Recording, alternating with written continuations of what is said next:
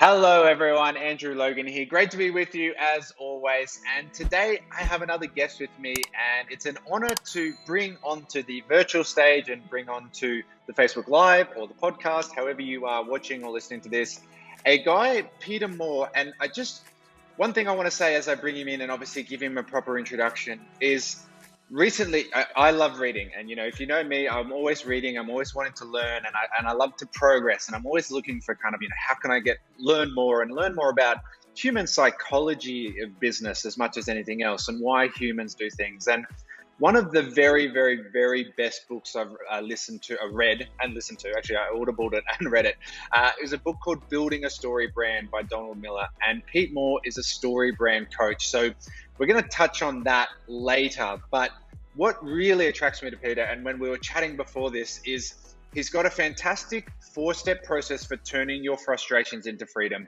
And that's what I really want to focus on today, because obviously on the pursuit of freedom, there are going to be some obstacles. We think it's going to be this lovely straight line full of unicorns, lollipops, and rainbows, but it can actually be one of the most challenging, but then also the most rewarding journeys that you'll ever go through. So Pete, thanks for being on.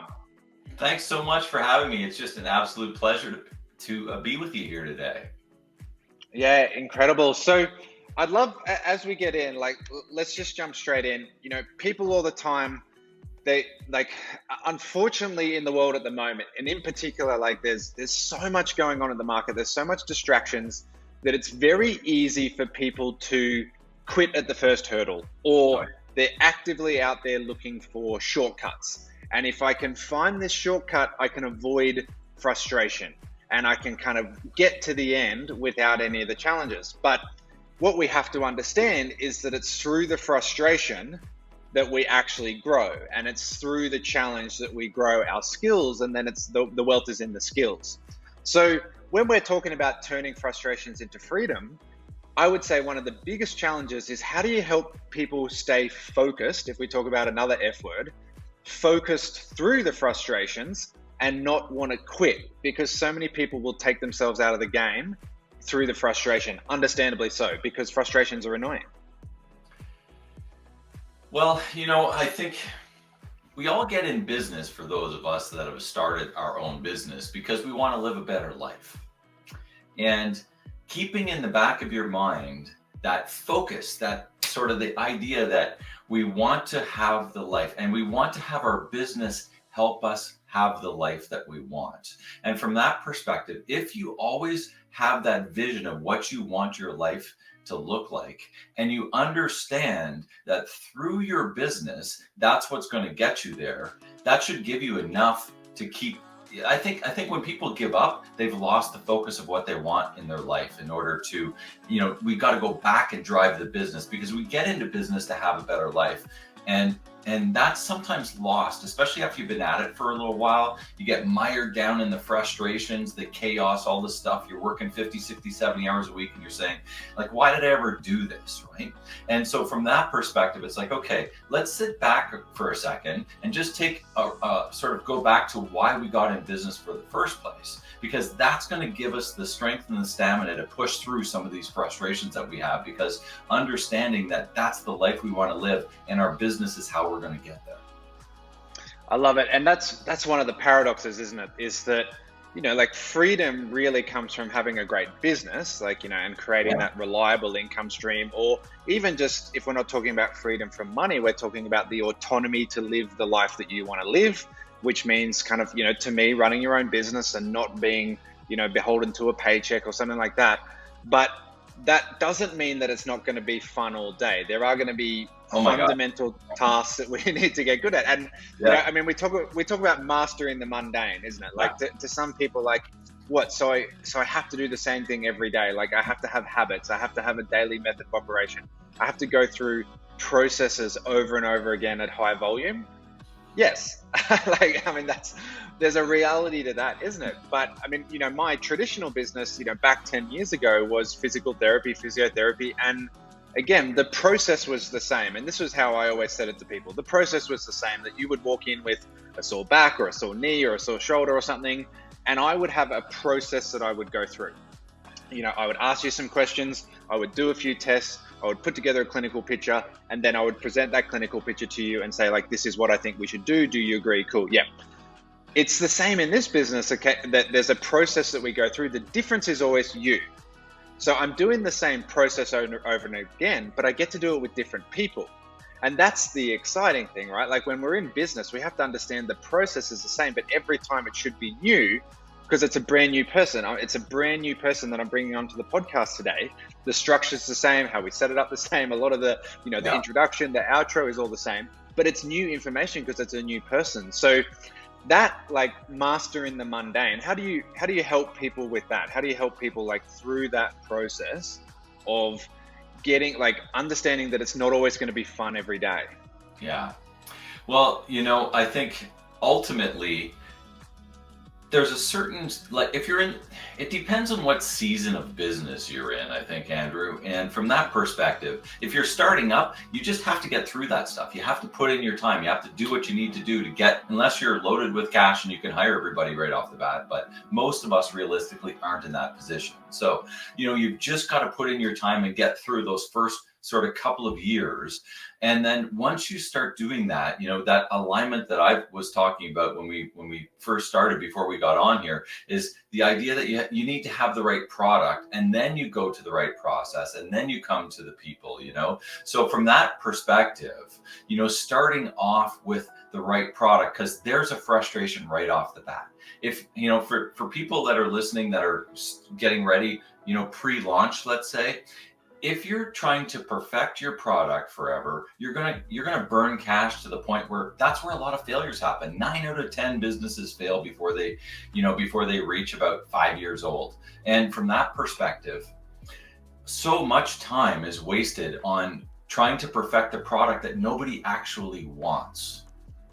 And I think that's a big, just big frustration. Yeah, because I wanted to jump in there and really hammer home that point, isn't it? That I remember reading once, and I can't remember where it was, but they were talking about, most businesses don't fail as such. So they just run out of money to make the mistakes before they get good. Exactly. That's really and again, and especially when we can go into business, we can kind of, and especially if you get a loan or something to start a business, if you're in that sort of like traditional brick and mortar space or anything like that even, and your cash flow situation is so tight that you're not able to put the money in to push yourself and finance yourself through the process of learning. And whenever I'm working with people and I'm coaching people, I always ask them the hypothetical question that if you're starting a restaurant, what is the most important thing? Is it food? Is it service? Is it price? Is it location? The most important thing is a starving crowd. So when we talk about like your 4P model, and I've thrown it up on the screen there, the very first thing, the product has to feed the starving crowd. If the crowd isn't hungry for your product, then we have no business, right? So as you say, a lot of the failures up front are just making sure that the market is hungry for your crowd. But once you find that starving crowd, then it gets exciting, right? But we've got to understand that, businesses need cash flow to push them through a learning process. Yeah, and for those that have been in business for a long time, and we look at our product, and product, I could say service too. I mean, product or service, whatever the case is. But we look at our products, and for those of us that have been in business 5, 10, 15, 20 years, the thing there is we go back, and a lot of times most entrepreneurs aren't going back to some of their legacy products and letting them go. Because what was good 15 years ago may not be good now. And you say, we've done that. That's just part of what we do. But have you actually gone back and reviewed it? Is it actually driving your promise to your customer? Is it actually driving revenue into your business and profit into your business for the amount of time that you're spending and the amount of effort it is with your team? All of those things. So you take a look at the 80-20 rule, really shave off those lower 10 that just, they may be legacy, old, costly, not profitable.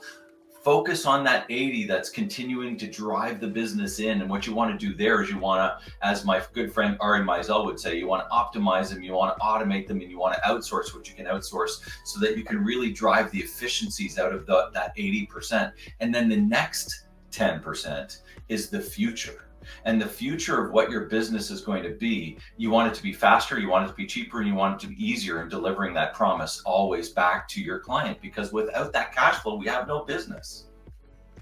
I love it. So just while we're on product, and then we'll get to the next three P's in the 4P model. I do want to just take that little sidestep into my absolute favorite line in Donald Miller's Building a Story brand book is people don't buy the best product, they buy the one they understand the fastest. Yeah. And again, we come back to the starving crowd. And again, like when I use that example with people, it's like, can you make a better burger than McDonald's? Everyone in 99.9% of people in the world could make a better burger than McDonald's. I actually probably couldn't. But people know what they're going to get when they go to McDonald's. That's why they sell a product. So it's not, is McDonald's the best burger? No, but people understand exactly what they're going to get. So helping someone understand your product, and especially then when you say, and it's a perfect time, is when you talk about that 10% when we innovate.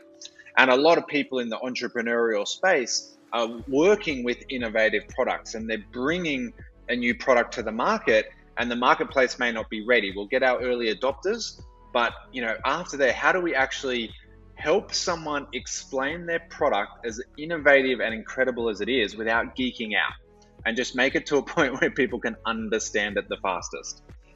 Well, I mean, to put it quite simply, you need to put everything with problem first, and then your solution, and then show their life after. Because everybody buys what? A better life. That's what they're buying, right? They go to physio, they're buying a better life. I want to feel better.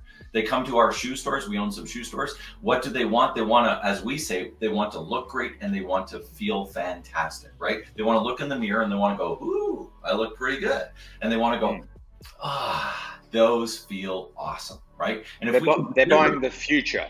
Yeah, they're that's buying, it, isn't it? Yeah. Everybody buys the future. They don't buy the past. You're always buying the future. So you language it that way. How is it going to make their life better? You deal with the problem that they're facing. I have sore feet. Then the problem, and then you're providing your solution, whatever that solution is. Here's the shoe, here's the, we can do a massage on your feet in your case, and all those kind of different things. And then you're giving them the language around what life is going to look after they use your service. So you've taken them through a story, which is their story. I have sore feet. This is how they're going to get fixed, and this is how I'm going to feel, right? And from that perspective, you're always going through that story loop and taking them through their own story with your solution and showing them back again their better future. And that's how all sales really should be done, because it just makes sense. Everybody wants a better future. It's so important, isn't it? And as much as product is, and we're still on step one, but I mean, product is the most important thing, but the product is the vehicle to solve a problem.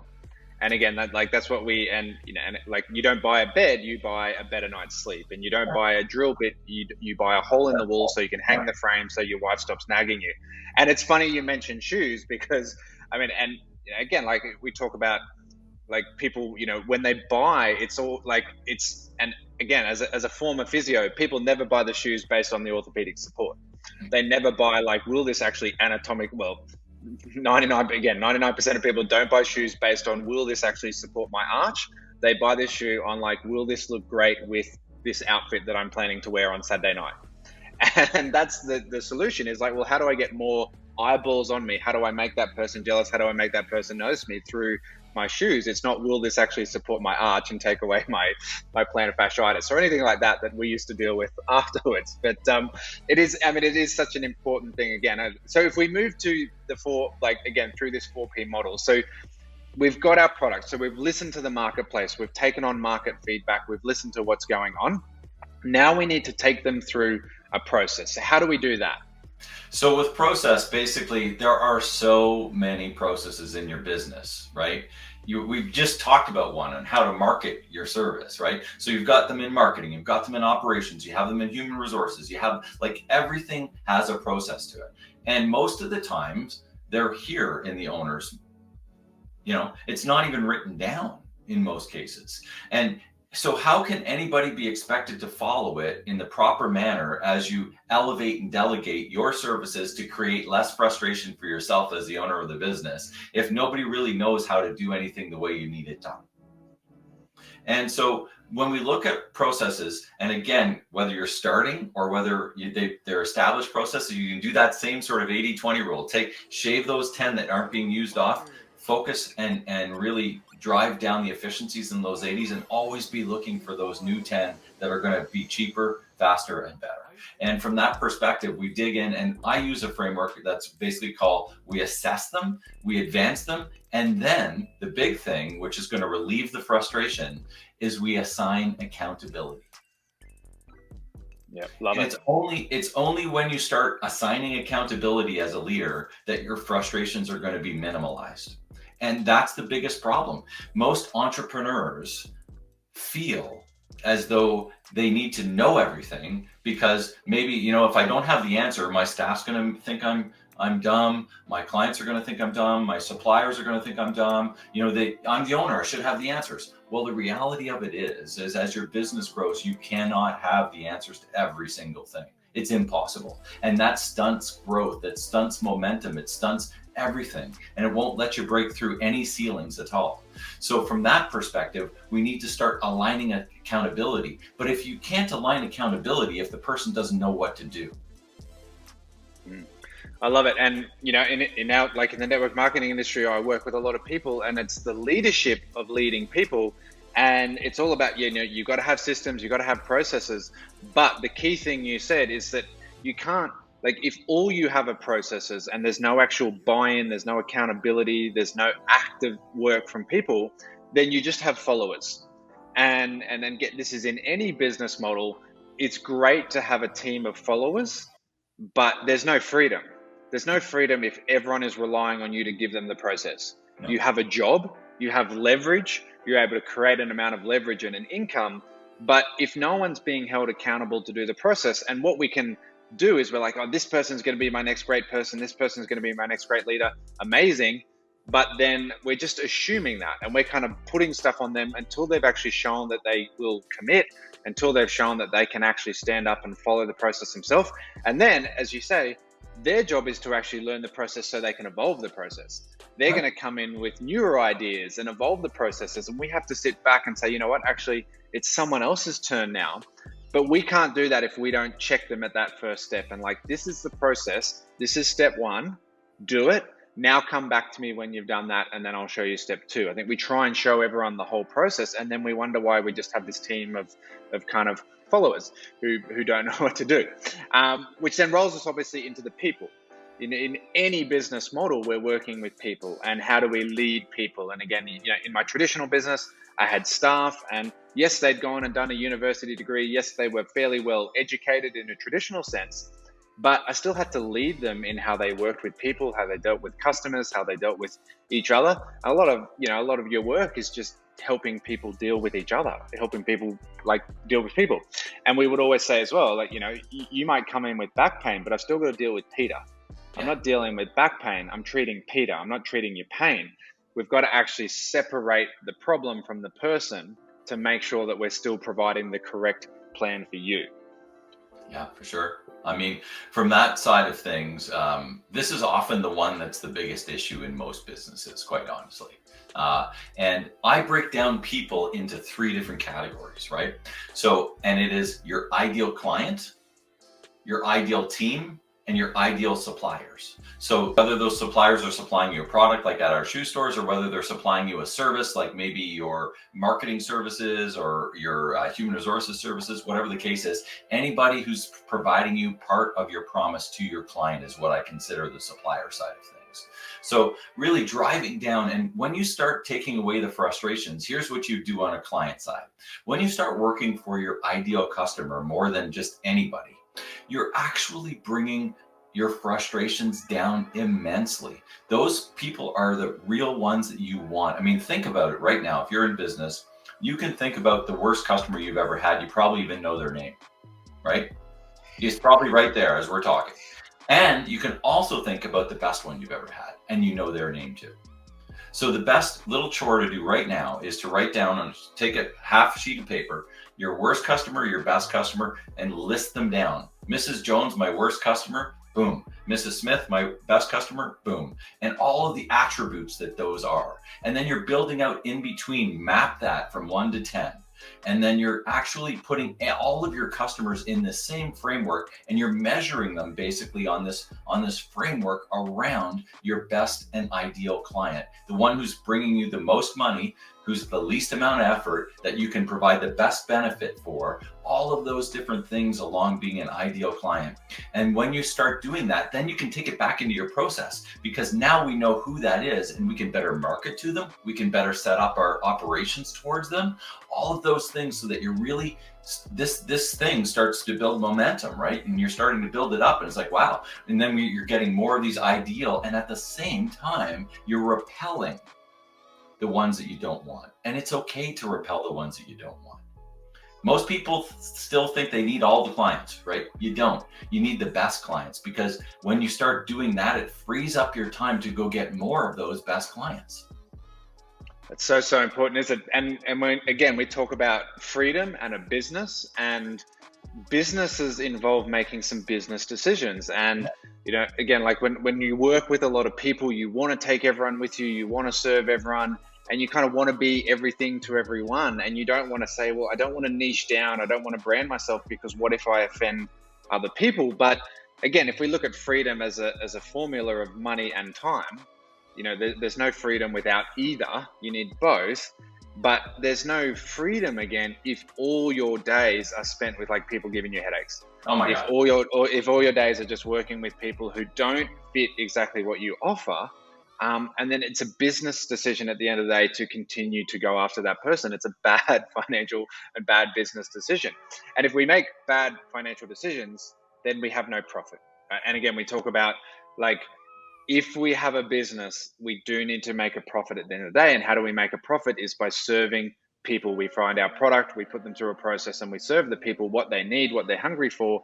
And if we can do that, we can create a profit, because that's the goal of a business. Without profit, there is no business, right? So people have gone through this 4P model, and you answered it very well before, but by refining the product to meet the market, by making sure our processes are there and people know how to use them and are evolving, and we're working with the right people, we can really 10x our profit, isn't it? Like when we look at, you know, the money a business makes, the profit it makes, the smallest little changes can really 10x things, can't they?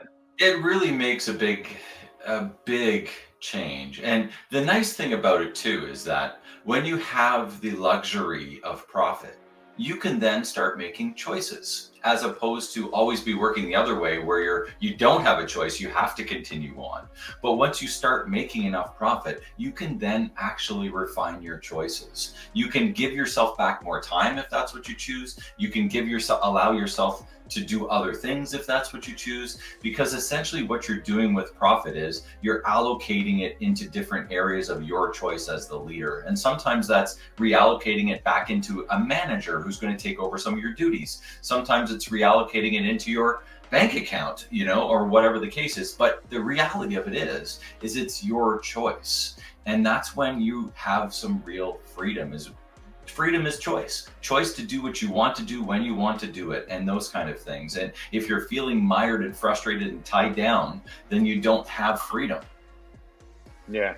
And I think, I couldn't agree with you more, that when we talk about, like, you know, financial freedom, and I was just talking with, I was just doing an interview yesterday exactly on this subject. We were really talking about some money mindset stuff, is that people think financial freedom is jets and, you know, jet skis or owning a private jet and all that kind of stuff. It is the choice to live the life that you want to live. Right. And that's really what it comes down to. And that's why business allows us that amount of autonomy, and a profitable business then allows us to live that with more choice. And we can choose what we do, and we can choose what we do each day. So someone who is in business, they're feeling frustrated, they're feeling stuck, and they're just like, you know what, like, you know, I have been going through, like, over and over and over again. And especially, like, I guess, you know, within the network marketing business model, there's not as much of a choice when it comes to the product. Obviously, we align with the company because we fall in love with the product, but we don't have as much a choice on changing the product, I should say, in that regards. But how does someone get out of that frustration loop? Like, they're sitting there and like, okay, well, like, the products are saying, the processes, like what can I look at there, and the people, what can I look at there to really change those things, so I can really get in and fix my profit? What's like one step they could take away today? I think the biggest thing is just to understand what it is you want out of your business. First of all, really is to understand what that life is going to look like. Like I when I work with clients, that's a big part of getting going, is to really truly understand, because you can set up all kinds of processes, get all sorts of different people to work for you, and you're still not going to get the life you want to live. So having the understanding of what life you want to live, and then back-ending everything to create those processes, to create and to hire the people and to bring in the resources that is going to provide you that. That's where most people miss, Andrew. It's like, because they don't have a clear picture of what they want. So when you have that clear picture of what you want, then you can start working on these things, clearing up some of these areas, tidying up some areas, because you talk about financial freedom, compounding interest on, is this idea that if we're making small changes on all these things, 2% here, 3% there, 3% there, those 2, 3, 4, 5% really add up over a period of 5 years, right? Mm.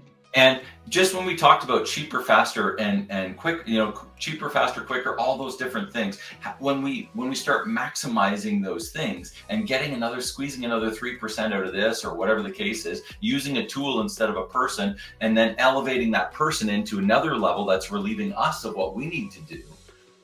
I look at all of those automations and tools and things. It's like, I'm not trying to get rid of my people. My people are awesome. What I'm trying to do is I'm trying to elevate them so that they can take on the next thing. And then I can even have a better life. Yeah, I love it. It all comes back to the clarity of the vision, doesn't it? And when you have clarity in your vision, you have certainty in where you're going, you have certainty in your voice, and people buy into that clarity, people buy into that certainty. And then, when we have certainty in our vision, it's pretty easy to work with the right people, because our vision brings them on. Exactly. That's when that idea of attracting and repelling.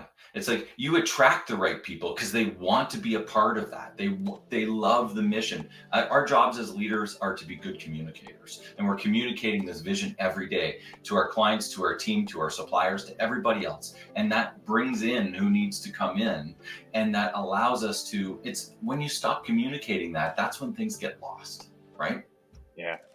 I love it. And, as a former maths nerd myself, guys, I always talk about it, but it is really pure maths. When you attract the right people, you're going to make greater profits for less work. And then we talk about, freedom, we're going to have more time and more money. And that's where the freedom sort of comes from. If we're attracting the wrong people, we're going to make less money doing more work. So there's like less free time and less money. So there's like exponentially less freedom. And that's why it's so important. So, Pete, I know we're coming up to the end of time, and I really, really want to thank you for your time today, guys. We come back to these simple processes, these simple things. And to me, if someone is overwhelmed, if they're frustrated, they're doing the wrong things with the wrong people. Like, that's what I'm always saying down. Like, it's really like we come back to the process and the people. If you're feeling frustrated, if you're feeling overwhelmed, you're probably trying to either do the wrong things yourself, or you've got the wrong people in your business right now, and we can change that. And whether that's customers or whether that's actually like people you're working with in your business, are you doing the right things with the right people? If you are, you shouldn't be overwhelmed. So that frustration can turn into freedom by just identifying that little process. So if people are keen to learn more, Peter, where can they find you? What's a great place for them to head to and listen in more and learn more about building their own brand and creating their processes? Yeah, so I have a podcast too. It's called Simplifying Entrepreneurship. That's the name of my business. And then you can, of course, go to simplifyingentrepreneurship.com to learn more about my coaching. And we have a great business assessment there right now that you were saying. I'm a Business Made Simple certified coach affiliated with StoryBrand.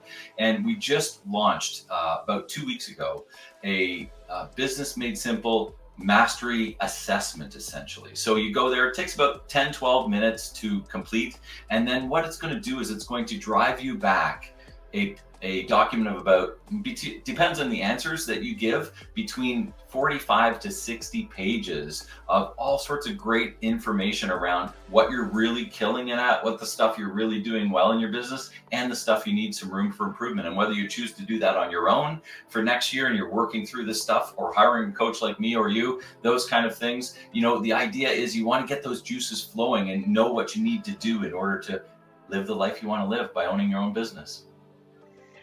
No, absolutely love it. And as Ed, you summed it up really perfectly there. Live the life you want to live. And, to me, that always came down to, well, I need to, be a business owner. And, I just knew, and it's never anything against people who enjoy their job, who love their job. And I did love the jobs that I did. It's just that I knew for the life that I wanted to live, I needed to create more freedom in my life. And that became taking control of my paycheck, essentially. Again, like learning the old Robert Kiyosaki's, was the mentor back when I'm 20, reading the Rich Dad Poor Dad, is that, Yeah.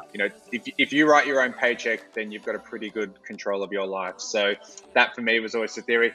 Thank you so much for your time, Peter. Thanks everyone else who's listened in, watched in. Appreciate having you all on, and we'll see you again soon. See you, mate. Okay.